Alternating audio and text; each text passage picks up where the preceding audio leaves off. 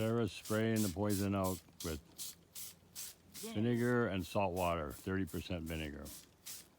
Which vinegar, I guess, is basically acid. Yep. I hope their spores aren't just jumping on her because she'll be in big trouble. All we gotta do is look at that. That's strong. Yeah. Yeah, you might not want to downwind farm it too much.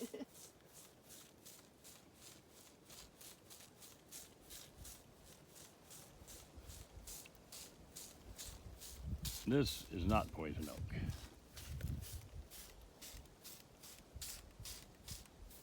Sorry, poison oak, but I can't stand you.